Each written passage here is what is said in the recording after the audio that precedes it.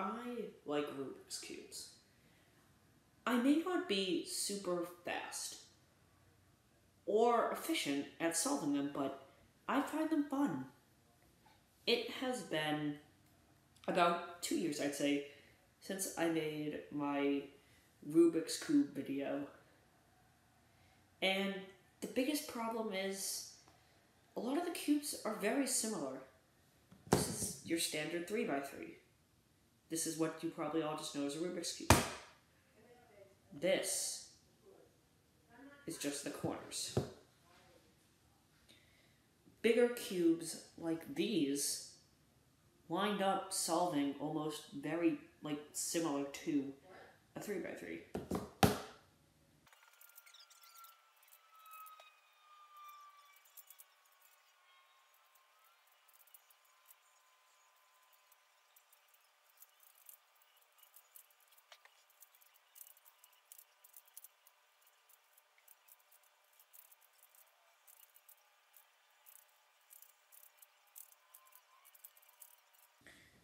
Solved now exactly like a 3x3.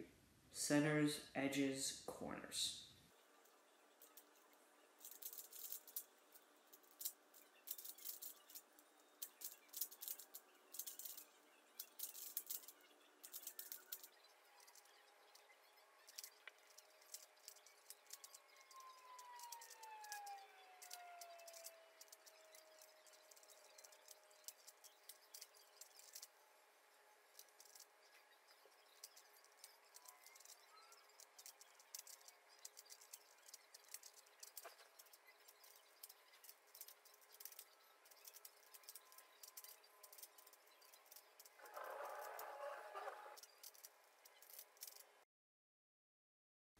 Sorry to cut out for a bit, but as you can see, yet again, 3x3. But there's one cube I have that I actually just yesterday learned how to solve that is completely different from any of these. Now, I wanted to solve a cube that was a completely different challenge than just another 3x3 type thing. So, I'm going to present you something. You see, this is a square one.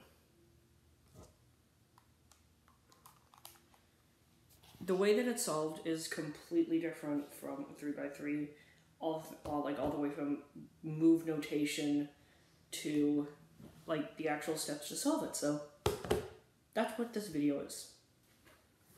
So the way that this is solved is there are various different steps. The first step that I at least know is to take, or is basically to take all of these little wedge pieces and stick them in one massive clump, all together, right here.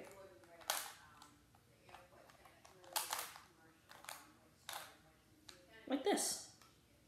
Then you do one algorithm to get it to a cube shape. Ta-da! Alright, so then the next step is to align all the corner pieces.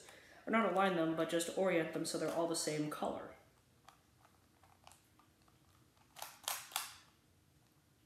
So I'm going to do that by doing this. I see all of them are yellow and white. The next step is to get all of the correct colors on each side.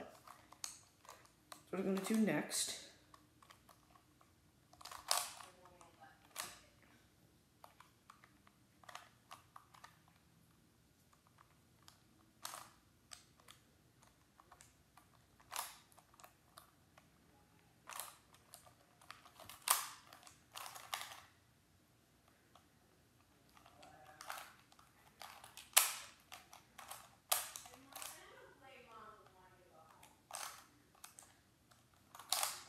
and there you go.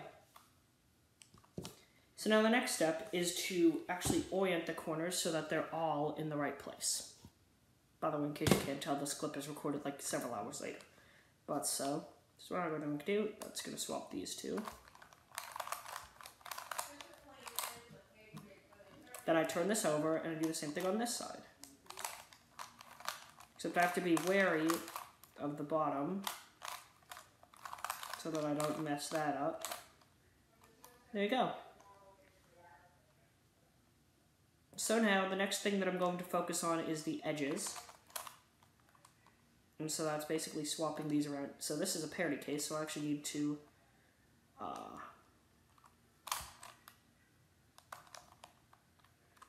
solve this here. So I actually need to get this into a solvable state. I did something. It's not good.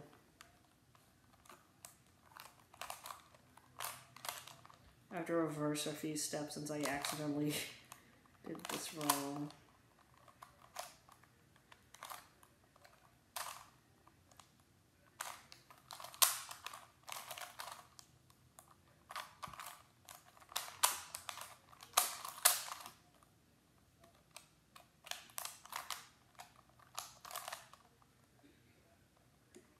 Now I need to re-swap all the corners around.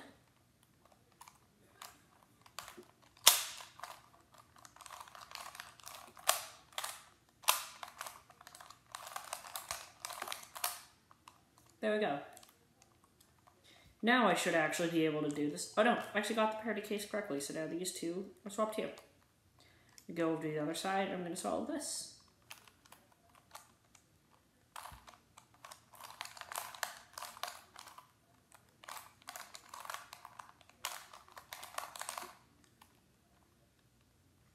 Wow, 2 parity cases, that's just great. Cool. And so the parity algorithm is somewhat complicated. It looks like this.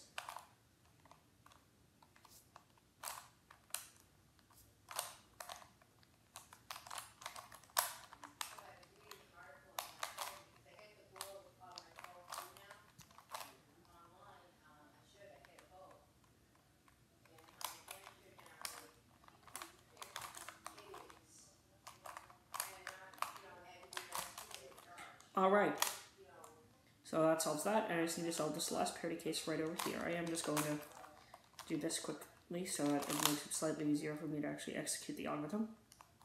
Now,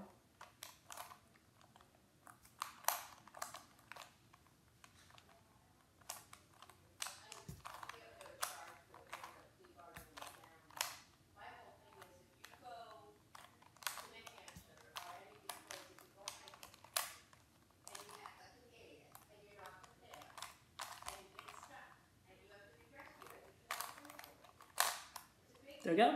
Now I just need to do this quickly.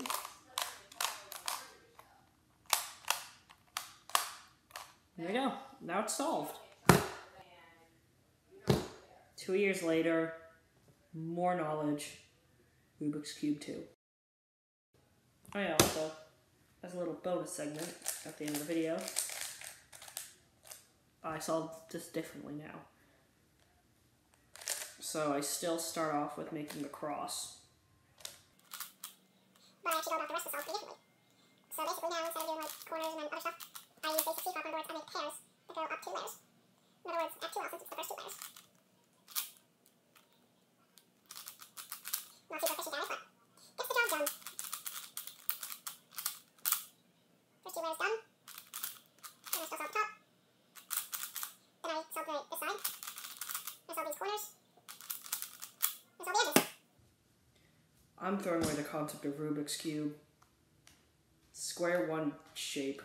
Ooh, shape actually looks kind of cool. Rubik's Cube 2.